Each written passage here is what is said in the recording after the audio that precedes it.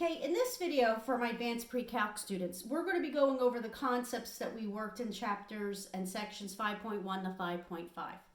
You're going to get a worksheet attached with this video, and I'm also going to attach my notes with this. So everything I'm doing, you're also going to have my notes laid out in front of you so you can look at what I'm doing with you. I'm going to just do a demonstration of each example problem. The first example problem I want to do with you is earlier in this chapter, we were given something like this, 25 and 25 hundredths of a degree. And we were asked to convert this to degrees, minutes, and seconds, DMS. To convert this to degrees, minutes, and seconds, you had to go on your calculator and you found the key that looked like this with the degree symbol, the minute symbol, and the second symbol. I know there's a glare on the board. I'm going to try and work around that. You would enter that key, and you can either arrow over to the right or hit the left arrow one time, and it brings you to the DMS key. Find the DMS key, enter that, and it converts it, and the answer comes out to be 25 degrees, 15 minutes, 0 seconds. Okay, something like that. Okay, so that's just basically a calculator computation, just entering it into your calculator. The other thing we did, and we just erase this. And my next example, example 2 I'm going to show you, is what if we were given an angle like this? Let's say the angle is 680 degrees. And in that angle for 680 degrees, I want to determine a coterminal angle for that. That's between 0 and 360. And then state the quadrant in which that terminal side lies. Well, let's think about this. If we were to draw the angle, if we were to draw our y-axis and our x-axis, we can see we have 4 quadrants. Quadrant 1 went from 0 degrees to 90 degrees.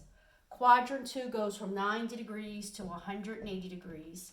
Quadrant 3 goes from 180 to 270. And quadrant 3 goes from 270 to 360. So we can see 680 degrees is larger than 360. So what we have to do is take rotations away from that to get it to be an angle that's between 0 and 360. So first, let me take 680 degrees and let me subtract a rotation. Remember, a rotation is 360 degrees. So if I take away a rotation from that, that would give me 320 degrees. And that would equal the coterminal angle that's between 0 and 360. Because remember, I want to find a coterminal angle that's between 0 and 360. So now I got to sketch that. So 680 degrees, it's a positive angle. Remember, positive goes counterclockwise, is one rotation around. Then I have to go to 320 degrees. And I can see that 320 is between 270 and 360, which is in quadrant 4. So now I go around one more time, and now I stop in quadrant 4. So that will be with the angle of quadrant 4. That will be the angle, the quadrant which the angle's in. So then I can mark down this is in quadrant 4. Okay? So that's a 680 degrees. That's a positive angle. But what happens if we get a negative angle? Let's take a look at that. So let me draw an angle that's negative. In this example, in example B, we're going to have a negative angle, and my negative angle is negative 200 degrees. Well, we know that negative means instead of going counterclockwise, we're going to go clockwise. So let me draw my y-axis and my x-axis. But now instead of going counterclockwise, I'm going to go clockwise. So here's 0 degrees, negative 90 degrees, negative 180 degrees, negative 270 degrees, and then a negative 360 degrees, okay? So if I want to draw an angle that's negative 200 degrees, I can see that negative 200 degrees is going to fall somewhere between here, between negative 180 and negative 270. Negative means you're going to go clockwise. So now I'm going to go clockwise, so I get up here to quadrant 2.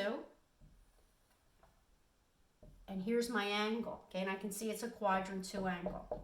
So that was easy. We know a quadrant we're in, but we didn't meet the other, we didn't answer the other question. And the other question was I want to find its positive coterminal angle that's between 0 and 360. we can all see that negative 200 is not between 0 and 360.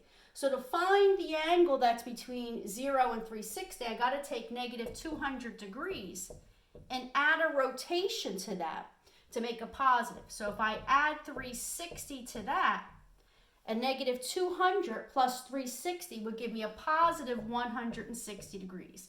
And we all agree that 160 is between 0 and 360. So that would be my coterminal angle that's between 0 and 360.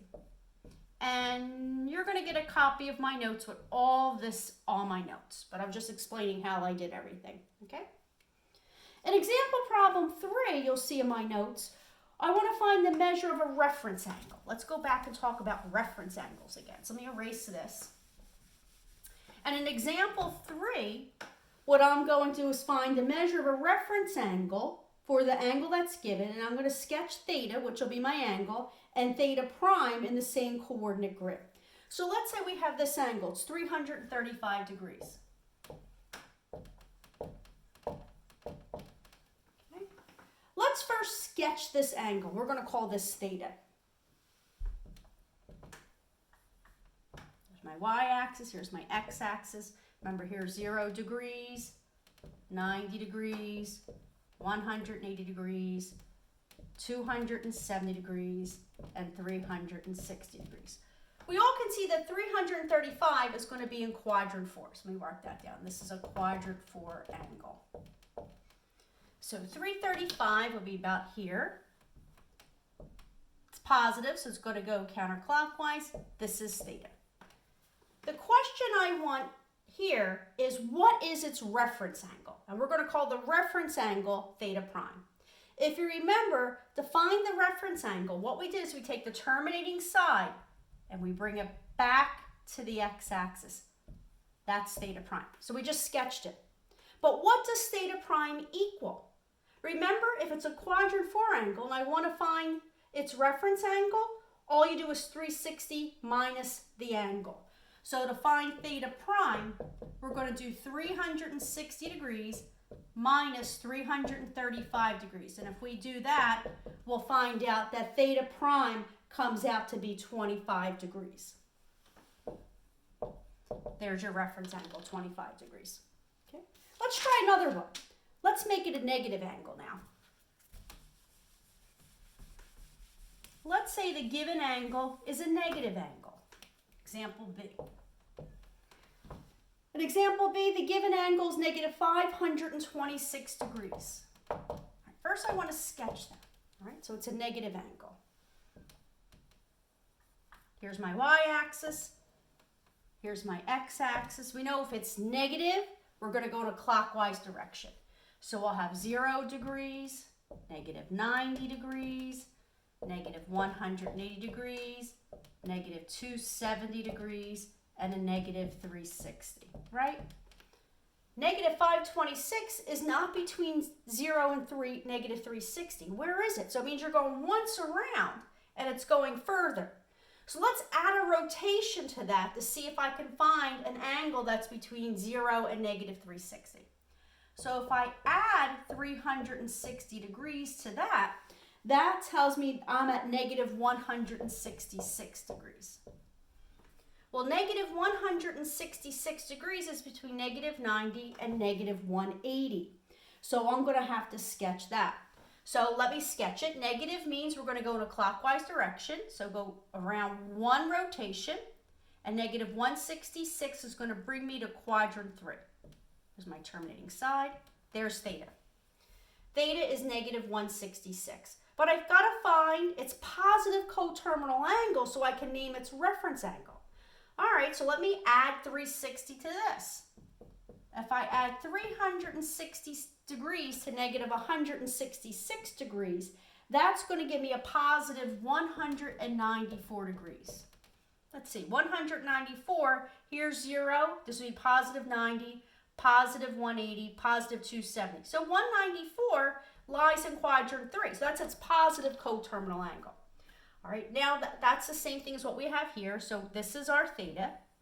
We want to find its reference angle. Remember, a reference angle is an acute angle formed by taking the terminating side back to the x-axis. So I got to find theta prime.